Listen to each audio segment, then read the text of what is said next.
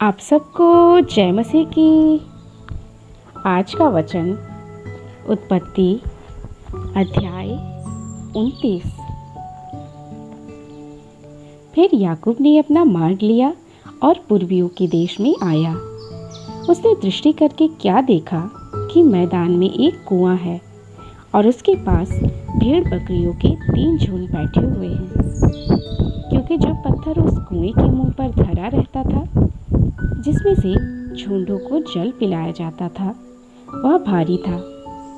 और जब सब झुंड वहां इकट्ठा हो जाते, तब चरवाहे उस पत्थर को कुएं के मुंह पर से लुढ़काकर भेड़ बकरियों को पानी पिलाते और फिर पत्थर को कुएं के मुंह पर ज्यों का त्यों रख देते थे। अतः याकूब ने चरवाहों से पूछा, हे मेरे भाइयों, तुम कहाँ के हो? उन्होंने कहा, हम हारान के हैं।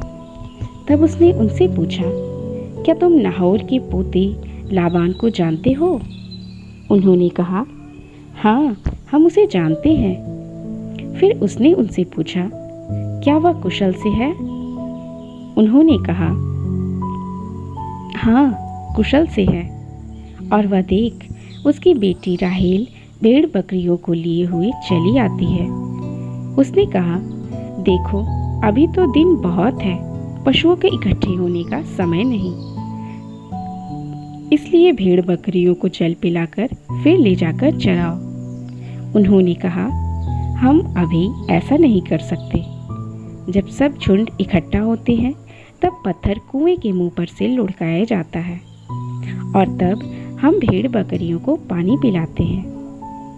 उनकी यह बातचीत हो ही रही थी कि राहेल, जो पशु चराया करती थी, अपने पिता की भेड़ बकरियों को लिए हुए आ गई। याकूब ने अपने मामा लाबान की बेटी राहेल को और उसकी भेड़ बकरियों को देखा तो निकट जाकर कुएं के मुंह पर से पत्थर को लुढ़काया और अपने मामा लाबान की भेड़ बकरियों को पानी पिलाया। तब याकूब ने राहेल को चूमा और ऊंचे स्वर से रोया। और याकूब ने राहेल को बता दिया कि मैं तेरा फुफेरा भाई हूँ, अर्थात रिबका का पुत्र हूँ। तब उसने दौड़ के अपने पिता से कह दिया। आपने अपने भांजे याकूब का समाचार पाते ही लाबान उससे भेंट करने को दौड़ा और उसको गले लगाकर चूमा, फिर अपने घर ले आया। याकूब ने लाबान को अपना सब वृतांत सुनाया। तब लाबान ने याकूब से कहा, तू तो सचमुच मेरी हड्डी और मांस है। और याकूब 1 महीना भर उसके साथ रहा। तब लाबान ने याकूब से कहा, कुटुंबी होने के कारण तुझसे मुफ्त में सेवा कराना मेरे लिए उचित नहीं है, इसलिए कह, मैं तुझे सेवा के बदले क्या दूं? लाबान की 2 बेटियां थीं, जिनमें से बड़ी का नाम लिया और छोटी का नाम राहेल था। लिया के तो धुंधली आंखें थी, पर राहेल रूपवती और सुंदर थी। इसलिए याकूब ने, जो राहेल से प्रीति रखता था, कहा, मैं तेरी छोटी बेटी राहेल के लिए 7 वर्ष तेरी सेवा करूंगा। लाबान ने कहा, उसे पराये पुरुष को देने से तुझको देना उत्तम होगा, इसलिए मेरे पास रह। अतः याकूब ने राहेल के लिए 7 वर्ष सेवा की और वे उसको राहेल के प्रीति के कारण थोड़े ही दिनों के बराबर जान पड़े।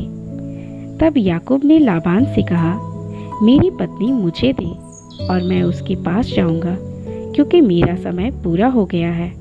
अतः लाबान ने उस स्थान के सब मनुष्यों को बुलाकर इकट्ठा किया और एक भोज दिया।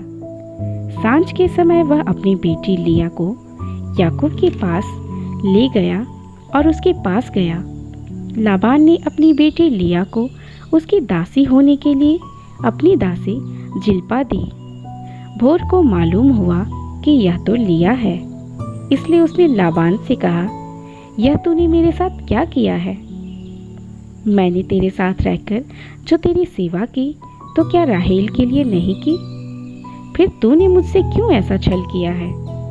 लाबान ने कहा, हमारे यहाँ ऐसी रीति नहीं कि बड़ी बेटी से पहले दूसरी का विवाह कर दे। इसका सप्ताह तो पूरा कर, फिर दूसरी भी तुझे उस सेवा के लिए मिलेगी जो तूने मेरे साथ रहकर और 7 वर्ष तक करेगा। याकूब ने ऐसा ही किया और लिया के सप्ताह को पूरा किया। तब लाबान ने उसे अपनी बेटी राहेल भी दे दी कि वह उसकी पत्नी हो जाए। लाबान ने अपनी बेटी राहेल की दासी होने के लिए अपनी दासी बिल्हा को दिया। तब याकूब राहेल के पास भी गया और उसकी प्रीति लिया से अधिक उसी पर हुई और उसने लाबान के साथ रहकर 7 वर्ष और उसकी सेवा की। जब यहोवा ने देखा कि लिया अप्रिय हुई, तब उसने उसकी कोख खोली, पर राहेल बांझ रही। अतः लिया गर्भवती हुई और उसके एक पुत्र उत्पन्न हुआ और उसने यह कहकर उसका नाम रूबेन रखा, यहोवा ने मेरे दुख पर दृष्टि की है, अब मेरा पति मुझसे प्रीति रखेगा।